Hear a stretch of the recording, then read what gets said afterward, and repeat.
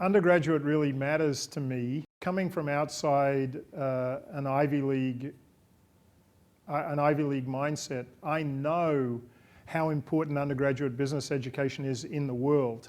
You know, it's hard to keep these statistics accurately, but I bet about 1 in 3 degrees issued in the world today is an undergraduate business degree.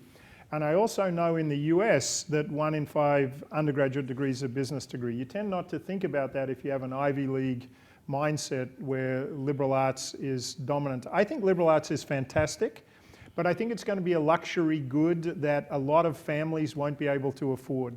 And you know, the future is already there. You look at large public universities in the US and students are flocking to undergraduate business because they think the return on their real investment in their education is going to be higher than doing something else. So that gives us an incredible opportunity. It's a leadership move, right? We have an extraordinary undergraduate program. We always have. Our undergraduates kill it on campus, they kill it when they get jobs, and then you go out into the world and do extraordinary things. That's been true for a very long time. It gives us a great leadership opportunity that really no one else has, because we can define what an undergraduate business education looks like going forward, and I think we'll do that. We're doing a serious undergraduate curriculum reform at the moment where I want to emphasize the 2 dimensions of a Wharton education. That is not only nailing the technical competence, but being able to start and lead businesses at the same time. At the same time as all that's going on, Wharton is the leader in online business education today. And we're not doing it for credit towards one of our degrees. I don't think that'll ever happen. But in the not-for-credit world... Never's a long time. It won't... My mother said never say never. No, and I shouldn't say never. What I should say, in the world of online where everything changes in 12 months, I don't think we'll be doing anything for credit online in an online lifetime, which might be 3 years, right? I can't predict beyond that, but in that time frame, we won't do that. What we will do, what we're currently doing, is offering students from all over the world the chance to taste a Wharton education, and this is students who'd never get a chance to come to Philadelphia. You know, we're now measuring this stuff in the millions of students, right? In Coursera, the biggest online platform, we're up to 3 or 4 million learners. And the big flip that's happened in the last 6 months is we've started to charge a bit for that because it's costing us real money to do online education. Here's what we've learned.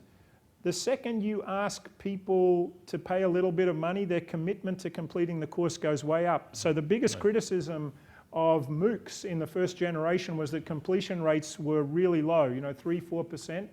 Now ours are up 25, 30, 35% immediately by charging students $50 for a class. So we're going to be a leader in online. I think our online education is going to become part of the curriculum for universities all over the world. That won't be credit towards our degree, but I think the desirability of our on-campus degree will just go up because more and more people will know about what we're doing. So I'm actually a broken record on talking about how important our undergraduate program is, not because MBA is not relevant, but because we got the best undergraduate program in the world. Why wouldn't you talk about that? You know what I call this whole move, Coursera? I describe it as education's answer to ESPN. You're gonna have to think about that for a while, but I hope that doesn't mean it's edutainment. No. What it says is, I went to a small Jesuit college, and they took up football, and I wasn't for it. I'm a huge sports fan, and it was non-scholarship, all of the right reasons. And I knew exactly, I shouldn't say I knew, I thought what would happen was they would, if they did any good, then the coach would start saying, well, we need to have a little money, you know, to do this or that.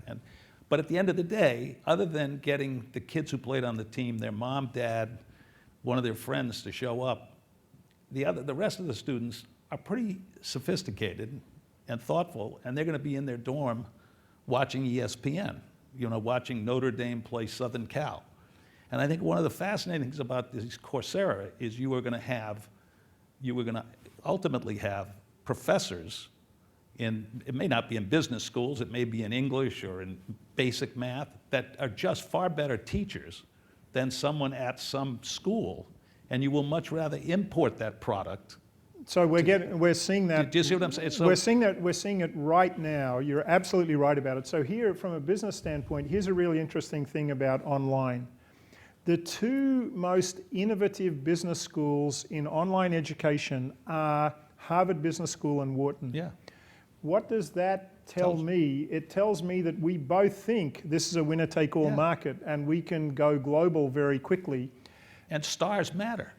You bet stars matter, just don't tell the faculty that too much, because we have to remind them that actually the brand matters at least as much as the star.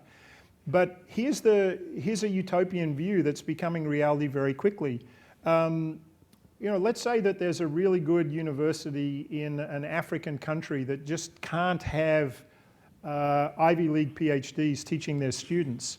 We can now offer them our professors for the lecture-like content, and their professors can add value by facilitating. Exactly. And that, we're likely, I can't announce this, but we're likely to do a big global deal like that. And I think, it's in our interest from a brand projection standpoint. It's in our interest because more people will know about Wharton. We might also make a little money from doing it. But I think for a lot of countries around the world, having that touch and feel with what we do will improve the quality of their education and the human capital in the countries immeasurably very quickly. So maybe I'm a naive glass half full kind of person, but I think that online education is here to stay. I think it's going to be good for the world, and I don't think, if we're careful about it, I don't think it's going to diminish our brand. I think it'll improve it'll improve the projection of our brand, and the value of our on-campus education and the degrees that you all have will go up because more people will know about it. Everyone will know about it.